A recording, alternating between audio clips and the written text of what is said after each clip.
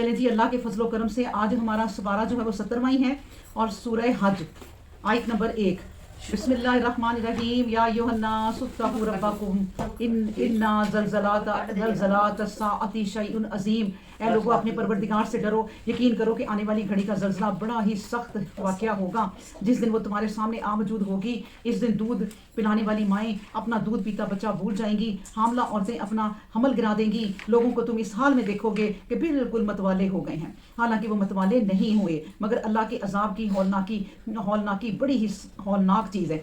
دیکھیں اس آیت میں نا اللہ تبارک و تعالیٰ نے 2 چیزوں کے نام لے لیے صرف، اور باقی تو ہر چیز ہی مطلب اس وقت چاہے کوئی چرند پرند ہو، جانور ہو، چاہے انسان ہو، بڑا ہو چھوٹا ہو، اتنا خوف کہ ہم اس کا بتا نہیں سکتے. اللہ نے 2 مثالیں دے دی. اللہ نے کہا کہ ایک تو مثال یہ ہے کہ اتنا وہ خوفناک منظر ہوگا، ہولناکی ہوگی کہ سب سے بہترین مثال اللہ نے دے دی. باقی سب مثالیں ہمیں پتہ ہی ہیں کہ ماں کبھی اپنے بچے کو نہیں چھوڑتی، وہ بچے کو اپنا لے کر نا ہر دنیا کا مقابلہ کر لیتی ہے، لیکن بچے کے لیے سب کچھ کر لیتی ہے. ابھی ریسنٹلی ایک واقعہ جو ہوا آپ کے سامنے کہ ایک ماں چھوٹی سی لڑکی 22-23 سال کی اپنے بچے کو گود میں لے کے جا رہی ہے اور بچہ سال کا بھی نہیں ہے. اس کے ہاتھ سے پھسلا اور جا کے گٹر میں گر گیا. اس نے اس گٹر میں خود بھی چھلانگ مار دی اور جا کے ان دونوں کی لاشیں جو ہے نا بہت آگے سے ملی. تو ماں، اللہ نے کہا وہ ماں جو بچے کو نہیں چھوڑتی، اپنے بچے کو سینے سے لگائے رکھتی ہے، اس کو دودھ پلانے کے لیے کبھی نہیں اسے 1 منٹ کا بھی انتظار کراتی، وہ ماں اس وقت وہ کیا ہولناکی ہوگی. سوچ لو کہ اپنے بچے کو چھوڑ کے چلی جائے گی، اتنی ہولناکی ہوگی. اس دن کی ہولناکی سے ڈرو. اور دوسری مثال کیا دی ہے کہ حاملہ عورتیں، پھر وہی بات، حاملہ عورتیں. اچھا یہ دودھ پلانے والی مائیں انسان بھی ہیں، جانور بھی ہیں، ساری جتنی مائیں ہیں. جانور آپ ہمارے گھروں میں زیادہ آنا جانا نا یہ بلیوں کا ہے، کیونکہ میں نے انہی کو دیکھا ہے. وہ اپنے بچے کو جس طرح ڈیوٹی دیتی ہے نا، اپنے بچے ان کے 5 یا 6 یا 7 جتنے ہوتے ہیں. میں کہتی ہوں، میں نے عورت کو ہم لوگ کرتی ہیں، لیکن میں بلی کو دیکھ کے کہتی ہوں یار یہ کتنی ڈیوٹی دیتی ہے. وہ 10 گھنٹے ان کو بیٹھی دودھ پلاتی رہتی ہے اور بس ایسے پتلی سی ہو جاتی ہے. جب میرے گھر میں یہ سب کچھ ہوا تو میں نے دیکھا کہ وہ اٹھتی ہے اور ایسے بیچاری جا کے اپنا کچھ کھا پی کے بندوبست کرتی ہے، پی پو کے تو دودھ پی کے یا کچھ دے دیا، جا کے پھر انہیں کے پاس بیٹھ جاتی ہے. جانور مائیں ہوں، انسان مائیں ہوں، اللہ نے کہا یہ ہے مائیں. لیکن اس وقت جب یہ زلزلہ قیامت کا آئے گا، سب مائیں اپنے دودھ پیتے بچوں کو چھوڑ کے بھاگ جائیں گی، کوئی بچہ یاد نہیں رہے گا. اور دوسری کہ حاملہ عورت کتنی کیئر کرتی ہے، یہ مثال دے دی کہ ایک ایک قدم سوچ کے چلتی ہے. جب پورے 9 مہینے وہ یہ بوجھ اٹھاتی ہے نا تو یہ دعائیں کرتے گزر جاتے ہیں، اپنے اس کے ماں باپ کی بھی دعائیں اور اپنی بھی خود دعائیں کہ یا اللہ بچہ صحیح سلامت کر دینا. اور اس وقت وہ اپنا حمل بھی گرا دیتی ہے، وہ کہتی ہے مجھے نہیں چاہیے یہ بچہ. اور اس حمل کی تکلیف جو اتنی بڑی ہوتی ہے نا کہ اگر آپ کا مس کیریج ہو ہے تب بھی بہت تکلیف ہوتی ہے، اور ڈبل ہوتی ہے کہ بچہ بھی نہیں ہوا، بچہ فوت ہو گیا. اور اس وقت اور جب بچہ ہو بھی تب بھی ماں بہت تکلیف جو ہے برداشت کرتی. اب اس نے بچہ اس خوف سے گر گیا ہے حمل، لیکن اسے کوئی تکلیف نہیں.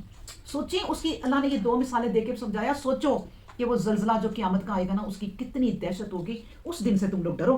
اور لوگ ایسے ہو جائیں گے، آپ کو کوئی غم پڑے نا، ایک ماں کا جوان بچہ فوت ہو جائے تو ہم نے اپنی آنکھوں سے دیکھی ہوئی ہیں یہ چیزیں، تو اس کا ذہن کام نہیں کرتا تھوڑی دیر کے لیے.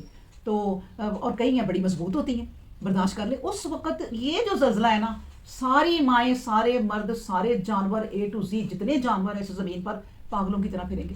کبھی آپ نے دیکھا ہے کہ کوئی جنگلی جانور شہر میں گھس آئے؟ یا کبھی آپ نے دیکھا ہے کہ یہ جو بلوں میں چھپی ہوتی چیزیں ہیں یہ ہمارے سامنے نہ ڈر ہو کے آ جائیں؟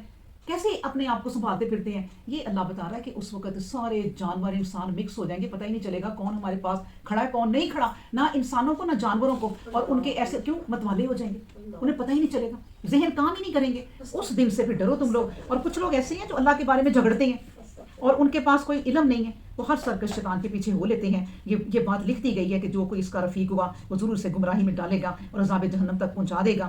یا ایھا الناس ان کنتم فی ریب من البعث.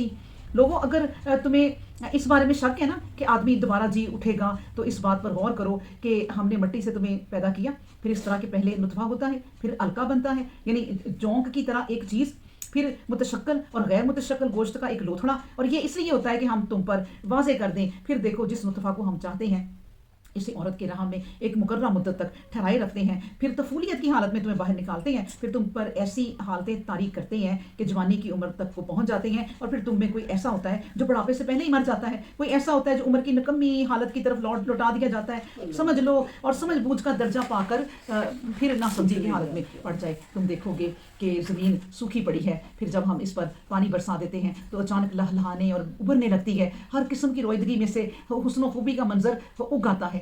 دیکھیں اللہ نے جو چیزیں ماں کے پیٹ میں جب بچہ بنتا ہے نا، اور اس کا جو ہمیں بتا دیا کہ کیا ہوتا ہے، پہلے نطفہ ہوتا ہے، پھر علقہ ہوتا ہے، پھر اس طرح وہ بڑھتا جاتا ہے۔ کیوں اللہ تبارک و تعالیٰ نے ہمیں یہ چیزیں کیوں بتائی ہیں؟ ہمیں پتہ ہے ماں کے پیٹ میں بچہ پیدا ہو گیا اور اس کو بس بن گیا، پیدا ہو گیا، کہ اس پہ نہ تم سمجھو، اس پہ ریسرچ کرو۔ ہو سکتا ہے کہ جب وہ پہلا ایک خون جمع ہوتا ہے اس پہ تحقیق کرو کہ بچہ کیسے بنتا ہے۔ کر سکتے ہیں لوگ، اللہ نے ہر چیز ہمارے آگے مسخر کر دی، پھر وہ جڑ جاتا ہے تب بھی دیکھو، اور تمہیں بہت چیزیں ملے گی، پھر وہ جب اس سے زیادہ 40 میں دن آگے گزرتے ہیں وہ بھی دیکھو۔ یہ سب چیزیں ہمارے لیے رکھی کہ اس پہ غور و فکر کر لو اور اللہ کی شان کو دیکھو کہ یہ ان چیزوں میں تمہارے لیے بہت نشانی ہے کہ بچہ کیسے پیدا ہوتا ہے۔ پھر وہ بچے جو معذور ڈسیبل ہو جاتے ہیں، وہ ان میں کیا کمی رہ جاتی ہے، اس چیز میں کیا چیز نہیں شامل ہوئی ماں کے جسم کی کہ جو وہ بچے اس طرح کی ہو جاتے ہیں۔ اللہ اکبر، اللہ کی شان ہے یہ بہت بڑی۔ میں آپ کو بتاؤں کہ اللہ تبارک و تعالیٰ نے پوری کہا کہ یہ میری ساری امت ہے، تم ذاتوں میں تفرقوں میں پڑھ کے کزن میرجز کرتے رہتے ہو، تو دیکھ لو پھر اس میں سزا رکھ دی اللہ نے۔ جب آپ کی ایک نسل اور دوسری نسل تیسری نسل تک کزن پہنچتے ہیں نا، تو ڈسیبل بچے پیدا ہونا شروع ہو جاتے ہیں۔ اللہ نے کہا ساری دنیا تمہارے آگے وسیع ہے، سب میرے انسان ہے، کوئی محدود نسلیں لے کر نہ چلو، جہاں تمہیں اپنے جیسے اچھے لوگ ملتے ہیں وہاں سے کرو۔ دیکھیے یہ ساری نشانیاں اللہ کی، کوئی کسی امت کو محدود نہیں ہونے دیا، کہہ دیا کہ میری ساری امت ہے، اور اس میں یہ ایک بیماری رکھ دی کہ اس طرح تم محدود کرو گے تو ان بیماریوں میں مبتلا ہو جاؤ گے۔ اللہ اکبر۔ اس کے بعد بتایا کہ ذالک بان اللہ هو الحق، اور یہ اس بات کی دلیل ہے کہ اللہ کی ہستی ایک حقیقت ہے اور وہ بلا شبہ مردوں کو زندہ کرے گا اور وہ ہر بات پر قادر ہے۔ مقررہ گھڑی آنے والی ہے، اس میں کسی قسم کا شبہ نہیں، اور یہ کہ اللہ ضرور انہیں اٹھا کھڑا کرے گا جو قبروں میں پڑ گئے ہیں۔ اور دیکھو کچھ لوگ ایسے ہیں کہ نہ تو ان کے پاس علم کی کوئی روشنی ہے، نہ کسی طرح کی رہنمائی، نہ کوئی کتاب روشن، مگر گھمنڈ کرتے ہوئے اللہ کے بارے میں جھگڑا کرتے رہتے ہیں تاکہ لوگوں کو اس کی راہ سے بھٹکا دیں۔ ایسے آدمی کے لیے دنیا کی زندگی میں بھی رسوائی ہے اور قیامت کے دن بھی ہم اسے عذاب آتش کا مزہ چکھا دیں گے۔ آپ یہ غور کریں، یہ آیت نمبر 9 جو ہے نا، کہ اللہ نے کہا کہ وہ جھگڑا کرتے ہیں جن کے پاس علم نہیں ہے۔ آپ نے غور کیا ہوگا کہ جتنے ان پڑھ دیہاتی یا شہر کے لوگ ہوتے ہیں نا، وہ زیادہ ضدی ہوتے ہیں، اور اس چکر میں ضدی ہوتے ہیں کہ ہم کوئی پاگل ہیں، ہمیں بھی بڑی سمجھ ہے، پڑھے لکھوں کو نہ جھٹلاتے ہیں تاکہ ہماری ایک ویلیو بن جائے۔ پڑھا لکھا بندہ ہوگا نا تو وہ بلکہ چپ رہے گا، وہ کہے گا ہو سکتا ہے کہ میں کوئی غلط بات نہ کر دوں، اور یہ جو اس کی سوچ ہے نا، یہ علم کی وجہ سے، اور جاہل لوگ بڑھ چڑھ کے جو منہ میں آئے گا بولیں گے۔ اس لیے اللہ نے کہا کہ یہ لوگ نا جھگڑا کرتے ہیں، گھمنڈ کرتے ہیں صرف بے علمی کی وجہ سے۔ اس کے بعد ہے آیت نمبر 11، اور کچھ لوگ ایسے ہیں کہ اللہ کی بندگی تو کرتے ہیں مگر دل کے جماؤ سے نہیں، اگر انہیں کوئی فائدہ پہنچ گیا تو مطمئن ہو گئے، اگر کوئی آزمائش آ لگی تو الٹے پاؤں اپنی کفر کی حالت پر لوٹ پڑے، اور دنیا میں بھی نامراد ہوئے اور آخرت میں بھی۔ اور یہی ہے جو اشکارا نامرادی ہے، جس کی مدد جس کی مداوع کی کوئی صورت ہی نہیں ہے۔ وہ اللہ کے سوا جن چیزوں کو پکارتے ہیں جو نہ تو انہیں نقصان پہنچا سکتی ہیں نہ نفع، یہی گمراہی ہے جسے سب سے زیادہ گہری گمراہی سمجھنا چاہیے۔ وہ اس کو پکارتے ہیں جس کے نفع سے زیادہ ان کا نقصان قریب ہے، سو کیا ہی برا کار ساز ہوا اور کیا ہی برا ساتھی ہے ان کا۔ ان اللہ یدخل الذین آمنوا وعملوا الصالحات جنات تجری من تحتها الانہار، کیونکہ ان اللہ یفعل ما یرید، جو لوگ ایمان لائے اور نیک عمل بھی کیے تو ضرور اللہ انہیں باغوں میں شامل کر دے گا جن کے تلے نہریں بہہ رہی ہوں گی۔ بلا شبہ جو چاہتا ہے اللہ کرتا ہے۔ جو آدمی مایوس ہو کر ایسا خیال کر بیٹھتے ہیں کہ اللہ دنیا اور آخرت میں اس کی مدد کرنے والا نہیں، تو اسے چاہیے کہ ایک رسی چھت تک لے جا کر باندھ دے، پھر اس سے رشتہ کاٹ لے، پھر دیکھے اس تدبیر نے اس کا غم و غصہ دور کر دیا ہے یا نہیں۔ اللہ اکبر۔ دیکھیں نا، اتنا سمجھانے کے باوجود یہ آیتیں کھول کھول کر اللہ بیان کر رہا ہے اور بار بار رپیٹ کر رہا ہے، اور کیسی کیسی اپنی پاکیزگی کی، اپنی وحدانیت کی، اپنی کبریائی کی، عظمت کی کیسی کیسی مثالیں دیتا ہے کہ کافر لوگ بھی لاجواب ہو جاتے ہیں۔ پھر بھی تم اللہ کی ذات پر یقین نہیں رکھتے تو ایک رسی ڈالو اور اس میں پھانسی لے کے مر جاؤ۔ ماں باپ کوئی بچے زیادہ ہی تنگ کرے نا تو آخر وہ بھی کہتے ہیں جاؤ بیٹا جہاں مرضی چل جاؤ، ہمیں کوئی فکر نہیں ہے تمہاری۔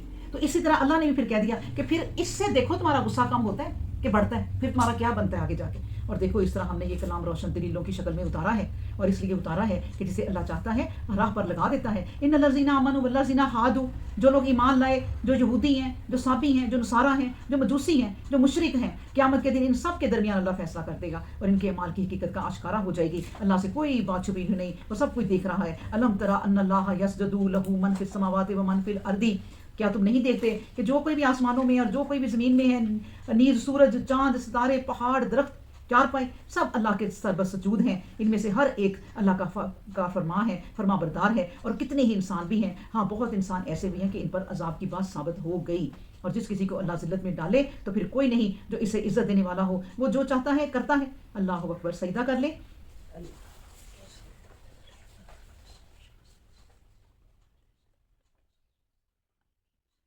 اللہ اکبر، یعنی یہ وہ چیزیں ہیں اللہ تبارک و تعالیٰ نے کہا کہ ان تمام میری مخلوقات میں سے کوئی اگر ہٹ درم اور ضدی ہے نا، وہ کون ہے؟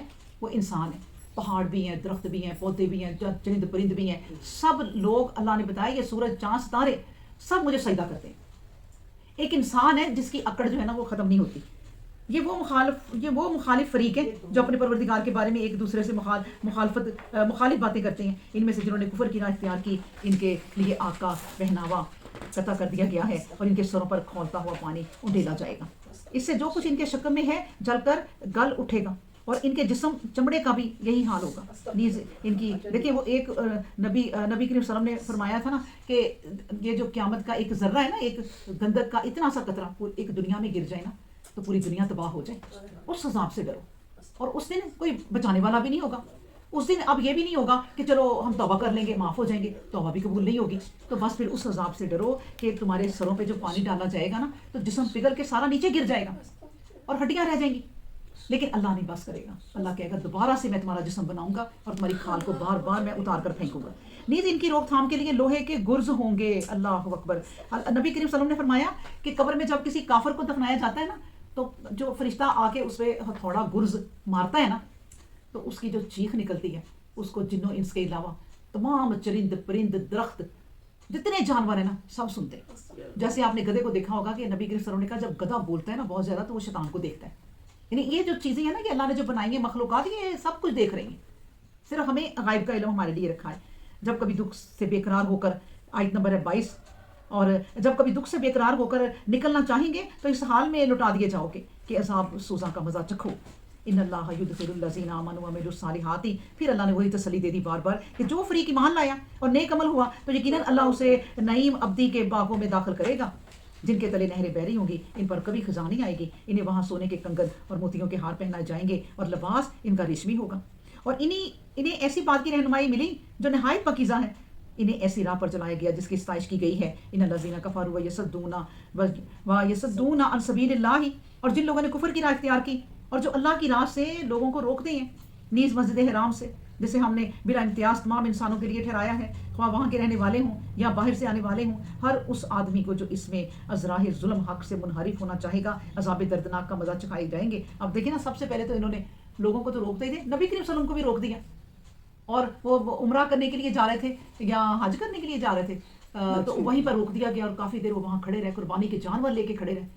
تو اللہ تبارک و تعالیٰ یہی کہتے ہیں کہ جو لوگ اللہ کی مسجد سے لوگوں کو روکتے ہیں، اور اس میں آپ یہ بات بھی شامل کر لیں کہ یہ جو شیعہ سنی اور یہ جو بریلوی اور دیوبندی مسجدیں ہیں اور یہ ایک دوسرے کو اپنی مسجد سے آنے نہیں دیتے، تو یہ بھی بات غلط ہے کہ اللہ کے گھروں سے لوگوں کو روکتے ہیں۔ انسان ہے اور مسجدیں ہیں اور اللہ ہے، بس، اور تیسری کوئی چیز نہیں ہے۔ تو اس لیے کہ اللہ کے بندوں کو اللہ کے گھر سے آنے سے مت روکو۔ پھر اس کے بعد جب ہم نے آیت نمبر 26، اور جب ہم نے ابراہیم کے لیے خانہ کعبہ کی جگہ مقرر کر دی کہ میرے ساتھ کسی چیز کو شریک نہ کرو، اور میرا یہ گھر ان لوگوں کے لیے پاک رکھ جو طواف کرنے والے ہوں، عبادت میں سرگرم رہنے والے ہوں، اور رکوع و سجود میں جھکنے والے ہوں، اور لوگوں میں حج کا اعلان پکار دیں۔ لوگ تیرے پاس دنیا کی تمام دور دراز راہوں سے آیا کریں گے، پیادہ بھی اور ہر طرح کی سواریوں پر جو تھکی ہوئی ہوں گی، اور وہ اس لیے آئیں گے کہ اپنے فائدے پانے کی جگہ حاضر ہو جائیں، اور ہم نے جو پالتو چارپائی ان کے لیے مہیا کر دی ہیں ان کو قربانی کرتے ہوئے مقررہ دنوں میں اللہ کا نام لیں، بس قربانی کا گوشت خود بھی کھاؤ اور بھوکے فقیر کو بھی کھلاؤ۔ پھر قربانی کے بعد وہ اپنے جسم و لباس کا میل کچیل دور کریں، نیز اپنی نظریں پوری کریں اور کعبہ کے خانہ قدیم کے گرد پھیرے بھی پھیریں۔ دیکھیں نبی کریم صلی اللہ علیہ وسلم نے کہا قربانی کرو اور قربانی کا گوشت جو ہے نا اس کو بانٹ بھی دو، لیکن اگر تم خود غریب ہو اور اللہ کے شوق میں قربانی کے پیسے جمع کر کے مشکل سے قربانی کرتے ہو تو سارا گوشت اپنے پاس رکھ لو اور جب تک مرضی کھاؤ، کوئی اس پہ پابندی نہیں ہے کہ آپ نے گوشت گھر سے نکالنا ہے غریبوں کے لیے۔ ہاں ہمیں سوچنا چاہیے جو لوگ کھاتے پیتے گھرانے ہیں، امیر لوگ ہیں، وہ امیروں میں گوشت بھیج رہے ہیں، اور وہ دوسرے امیر ان امیروں میں گوشت بھیج رہے ہیں، تو کیا ہے ابھی تمہاری قربانی یہ ہے کہ جا کے نا سارا گوشت پکڑو، تم تو سارا سال ہی کھاتے رہتے ہو، تمہاری تو فریج یہ فریزر سب بھرے ہوئے ہیں، تو تم جا کے نا اپنا سارا گوشت رکھو اپنی ڈگی میں، اپنی گاڑی میں، جا کے غریبوں میں بانٹ دو۔ کسی کے امیر کے آنے کے نہ کوئی اور بڑے موقع ہیں تمہیں اپنے امیروں سے ملنے کے لیے، عدلے کا بدلہ کرنے کے لیے بڑے موقع ہیں. تو کیا اللہ کی قربانی کے موقع کرنے ہیں کہ چلو اس کے گھر بھیج دو، وہ ہمارے گھر بھیجیں گے؟ یا امیر لوگ بھی ان کے دل اتنے کئیوں کے چھوٹے ہیں کہ پورے پورے فریزر اپنے ہی بھر لیتے ہیں کہ سارے وقت ہم وہ کباب اور یہ وہ بنا کے ہم کھائیں گے، پوری پوری ٹانگوں کو ہم روسٹ کریں گے. تو تمہارے پاس کیا کم پیسے ہیں؟ تو قربانی کا مذاق نہ اڑاؤ. بات اس طرح ہوئی کہ جو کوئی اللہ کی ٹھہرائی ہوئی حرمتوں کی عظمت مانے تو اس کے لیے اس کے پروردگار کے حضور بڑی بہتری ہے. اور جانوروں کو چھوڑ کر جن کا حکم قرآن کریم میں سنا دیا گیا ہے، تمام چار پائے تمہارے لیے حلال کر دیے گئے ہیں. بس چاہیے کہ بتوں کی ناپاکی سے بچتے رہو اور جھوٹ بولنے سے بھی صرف اللہ ہی کے لیے ہو کر رہو، اس کے ساتھ کسی کو شریک نہ کرو. جس کسی نے اللہ کے ساتھ کسی کو شریک ٹھہرایا تو اس کا حال ایسا سمجھو جیسے بلندی سے اچانک نیچے گر پڑا. جو چیز اس طرح گرے گی اسے یا تو کوئی اچک لے جائے گا یا ہوا کا جھونکا کسی دور دراز گوشہ میں جا کر پھینک دے گا. دیکھیں یہ شرک کا نتیجہ ہے. یہ مطلب اس ساری آیت کا کیا ہے کہ یہ کرائے پہ پانی پھر گیا. جتنے بھی آپ نے اعمال کیے اور اس کے بعد آپ نے ایک غیر اللہ بھی اپنا بنا لیا تو ختم. اللہ نے کہا یہ تو پھر ایسی بات ہی ہے کہ تم کسی اونچے پہاڑ سے گر گئے. یعنی اللہ نے تمہیں ایک بلندی دی تھی، تم شرک نہیں کرتے تھے تو وہ اس پہاڑ سے اب تم گر گئے، اور گرے بھی ایسے کہ زمین نے بھی نہ تمہیں ایکسیپٹ کیا. تمہیں راستے میں کوئی جانور اٹھا کے لے گیا، کوئی پرند پکڑ کے لے گیا. یعنی اتنی بری سزا ہے شرک کرنے والے کی. اس کے بعد ہے آیت نمبر ہم 32 پڑھتے ہیں. جس کسی نے اللہ کی نشانیوں کی عظمت مانی تو اس نے ایسی بات مانی جو دلوں کی پرہیزگاری کی باتوں میں سے ہے. ان میں ایک مقررہ وقت تک تمہارے لیے فائدے ہیں، پھر خانہ قدیم تک پہنچا کر ان کی قربانی کرنی ہے. اور ہر امت کے لیے ہم نے عبادت کا ایک طور طریقہ ٹھہرا دیا ہے کہ ہمارے دیے ہوئے پالتو چار پائے ذبح کرو تو اللہ کا نام یاد کر لو. بس تمہارے معبود ہی ایک معبود یگانہ ہے، اس کے لیے فرما برداری کا سر جھکا دو. اور عاجزی اور نیاز مندی کے لیے بندوں کے نیاز مندی کرنے والے بندوں کو خوشخبری سنا دو. جن کو جن کے سامنے اللہ کا ذکر کیا جاتا ہے تو ان کے دل لرز اٹھتے ہیں. جو ہر طرح کی مصیبتوں میں صبر کرنے والے ہیں، جو نماز پڑھتے ہیں اور درستگی میں کوشاں رہتے ہیں، جو اس رزق میں ہیں کہ اللہ نے دے رکھا ہے خرچ کرتے رہتے ہیں. اور اونٹ تو ہم نے ان چیزوں میں سے ٹھہرا دیا ہے جو تمہارے لیے اللہ کی نشانیوں میں سے ایک ہے. اس میں تمہارے لیے بہتری کی بات ہے. بس چاہیے کہ انہیں قطار پر قطار ذبح کرتے ہوئے اللہ کا نام یاد کرو. جب وہ کسی پہلو پر گر پڑیں تو ان کے گوشت میں سے خود بھی کھاؤ اور فقیروں اور زائروں کو بھی کھلاؤ. اور اس طرح ہم نے ان جانوروں کو تمہارے لیے مسخر کر دیا ہے تاکہ تم شکر ادا کرو. اللہ اکبر. اب دیکھیں نبی کریم صلی اللہ علیہ وسلم نے اونٹوں کی قربانی کی نا، ان کو نہر کرنا کہتے ہیں. اونٹ کو جو جانور ہم دوسرے کرتے ہیں ان کو قربانی کہتے ہیں، ذبح کہتے ہیں. تو نبی کریم صلی اللہ علیہ وسلم نے 100 اونٹ قطار میں کھڑے تھے اور ایسے ان کے گلوں پہ تلوار اور وہ فرما برداری میں کھڑے تھے. آپ یہ بھی سوچیں کہ اللہ کی اس مثال کو بھی خود ہی سمجھ جاؤ کہ یہ جانور کیسے اللہ کی راہ میں قربان ہو رہے ہیں اور اف تک نہیں کرتے اور تمہارے لیے بچ جاتے ہیں کہ بھائی ہمیں کھا لو. کیوں؟ اللہ کا حکم ہے. تو اس سے سیکھ لو بندگی کرنا کہ تمہارے لیے ہر چیز میں نے اپنی مہنگی سے مہنگی مسخر کر دی ہے کہ تم اس سے فائدے اٹھاؤ. تو نبی کریم صلی اللہ علیہ وسلم نے بھی 100 اونٹ جو ہے نا نہر کیے تھے. اللہ اکبر. اس کے بعد ہے آیت نمبر 37. اللہ تک ان قربانیوں کا نہ تو گوشت پہنچتا ہے نہ خون، اس کے حضور جو کچھ پہنچتا ہے وہ تو صرف تمہارا تقویٰ ہے. ان جانوروں کو اس طرح تمہارے لیے مسخر کر دیا ہے کہ اللہ کی رہنمائی پر اس کے شکر گزار رہو اور اس کے نام کی بڑائی کا آوازہ بلند کرو اور نیک کرداروں کے لیے خوشخبری ہے. اللہ اکبر. دیکھیں اللہ نے اپنا احسان تم پہ یہ بھی جتا دیا ہم پہ کہ تم مجھے دیتے ہو گوشت. یا میں تمہیں جب کہتا ہوں خرچ کرو اپنے مال میں سے تو مجھے دیتے ہو. تم جو زکوٰۃ نکالتے ہو وہ مجھے پہنچتی ہے. وہ صرف تمہارے لیے نیکیاں پہنچتی ہیں، تمہیں ہی پہنچتی ہیں لٹا کے. میرے کسی کام کی نہیں ہے کہ تو میرے خزانے بھر رہے ہیں. اللہ کے خزانوں میں کسی چیز کی کمی نہیں ہے. ساری دنیا کے لوگ نا اللہ تبارک و تعالیٰ کے مدعی ہو جائیں. پوری دنیا کے لوگ، یہ جانور چرند پرند تو ہے ہی، جنوں انس، اللہ کہتے ہیں مجھے کوئی فرق نہیں پڑتا. تمہاری جانیں بچ گئی کہ تم نے میرے آگے سر جھکایا اور تم سب میرے خلاف ہو جاؤ تو میرا کچھ بھی نہیں بگاڑ سکتے. ہاں تم جہنمی ہو گئے اور جہنم میں جانے سے تمہیں کوئی روک نہیں سکتا. تم سب بھی مل جاؤ چاہے.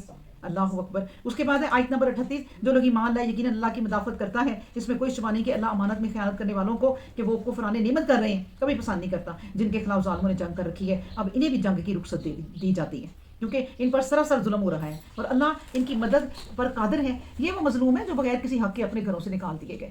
ان کا کوئی جرم نہ تھا. وہ کہتے ہیں ہمارا پروردگار اللہ ہے. اگر اللہ بعض آدمیوں کے ہاتھوں بعض آدمیوں کی مدافعت نہ کراتا رہتا تو کسی قوم کی عبادت گاہ زمین پر محفوظ نہ رہتی.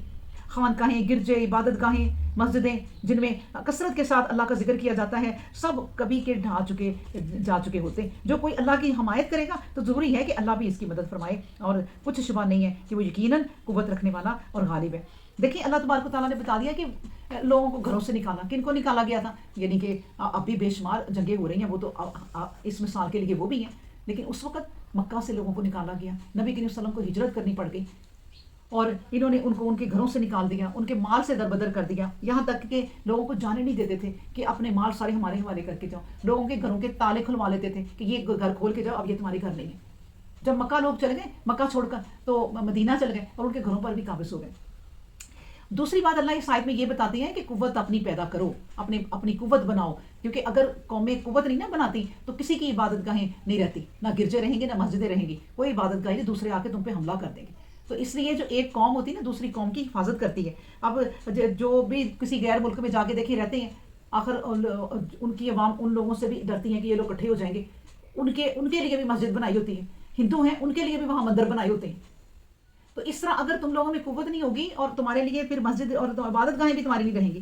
یہ وہ ہیں کہ اگر ہم نے زمین میں انہیں صاحب اقتدار کر دیا تو وہ نماز قائم کریں گے، زکوٰۃ کی ادائیگی میں سرگرم ہوں گے، نیکیوں کا حکم دیں گے، برائیاں روکیں گے، تمام باتوں کا انجام کر اللہ ہی کے ہاتھ میں ہے۔ دیکھیں اللہ کہتے ہیں کہ قوت ضرور حاصل کرو، اپنے ملکوں کو، اپنی حکومتوں کو مضبوط کرو، اور پھر تمہاری مسجدوں پر کوئی حملہ بھی نہیں کر سکے گا، لیکن تمہارے پاس اگر کوئی نان مسلم رہ رہے ہیں تو ان کو بھی ان کے مندر بنا کے دو، ان کی بھی عبادت گاہیں ان کو دو، کیونکہ ان کا بھی یہ حق ہے، تو اس لیے ان کو بھی نہ روکو ان کے کام سے۔ اور اگر یہ تجھے جھٹلائیں تو ان سے پہلے کتنی ہی قومیں ہیں اپنے وقتوں کو رسولوں کو جھٹلا چکی ہیں، قوم نوح تھی، قوم عاد تھی، قوم سمود تھی، اور قوم ابراہیم اور قوم لوط بھی، اور اصحاب مدیان موسیٰ بھی جھٹلایا گیا، اور ہم نے پہلے منکروں کو ڈیل دے دی پھر پکڑ لیا، تو دیکھ ہماری ناپسندیدگی ان کے لیے کیسی سخت ہو گئی۔ پھر کتنی بستیاں ہیں کہ ہم نے انہیں ہلاک کر دیا، اور وہ ظلم کرنے والی تھیں، وہ ایسی اجڑی کہ اپنی چھتوں پر گر کے رہ گئی، کہ کنویں ناکارہ ہو گئے، سر با فلک ان کے محل کھنڈر بن گئے۔ کیا یہ لوگ ملکوں میں چلے پھرے نہیں کہ عبرت حاصل کرتے؟ ان کے پاس دل ہوتے اور سمجھتے بوجھتے، کان ہوتے اور سنتے پاتے۔ حقیقت یہ ہے کہ جب کوئی اندھے پن میں پڑتا ہے تو آنکھیں اندھی نہیں ہو جایا کرتی، دل اندھے ہو جاتے ہیں جو سینوں کے اندر پوشیدہ ہیں، اور یہ لوگ تجھ سے عذاب کے مطالبہ میں جلدی مچا رہے ہیں۔ اور اللہ کبھی ایسا کرنے والا نہیں کہ اپنا وعدہ پورا نہ کرے، مگر تیرے پروردگار کے یہاں ایک دن کی مقدار ایسی ہے جیسے تم لوگوں کی گنتی میں 1000 برس۔ اللہ اکبر۔ اب دیکھیں یہاں گنتی کا آپ کو پتہ چل گیا کہ اللہ تبارک و تعالیٰ کہتے ہیں کہ یہاں ایک دن کی مقدار ایسی ہے جیسے تم لوگوں کی گنتی میں 1000 برس۔ اللہ کے پاس جو وقت ہے نا وہ ایسا ہے جیسے تمہارا 1000 برس ہے، تو اللہ کا کتنا گزرا؟ ایک دن۔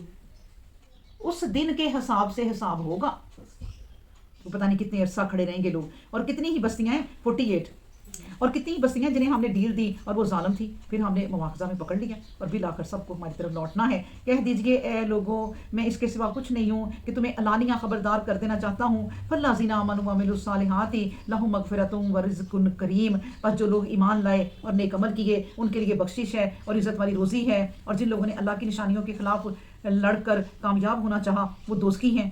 ہم نے تجھ سے پہلے جتنے رسول اور جتنے نبی بھیجے سب کے ساتھ یہ معاملہ ضرور پیش آیا کہ جو ہی انہوں نے آرزو کی، شیطان نے ان کی آرزوؤں میں کوئی فتنہ کی بات ڈال دی، اور پھر اللہ نے اس کی وسوسہ اندازیوں کا اثر مٹایا اور اپنی نشانیوں کو اور زیادہ مضبوط کر دیا۔ وہ جاننے والا اور حکمت والا ہے۔ اس میں ایک بڑی مصلحت تو یہ رہی ہے کہ شیطان کی وسوسہ اندازی ان لوگوں کی آزمائش کا ذریعہ ہو جائے جن کے دل روحی ہیں اور سچائی کی طرف سے سخت پڑ گئے ہیں، اور بلا شبہ یہ ظلم کرنے والے بڑے ہی گہری مخالفت میں پڑے ہوئے ہیں۔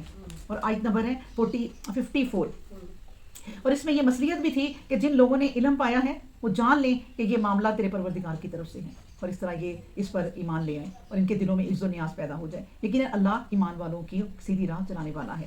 جو لوگ منکر ہیں وہ اس بارے میں برابر شاکی کرتے رہتے ہیں، یہاں تک کہ وہ گھڑی اچانک ان کے سروں پر آ جائے، یا کسی منحوس دن کا عذاب نمودار ہو۔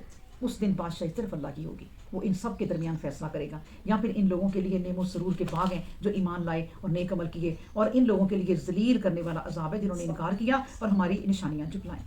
والذین ہاجروا فی سبیل اللہ، اور جن لوگوں نے اللہ کی راہ میں ہجرت کی پھر لڑائی میں قتل ہوئے یا اپنی موت مر گئے، تو ضروری ہے کہ اللہ انہیں بہتر سے بہتر روزی دے، اور یقیناً اللہ ہی ہے جو سب سے بہتر روزی دینے والا ہے۔ وہ ضرور انہیں ایسی جگہ پہنچائے گا جس سے وہ خوشنود ہوں گے، یقیناً وہ جانے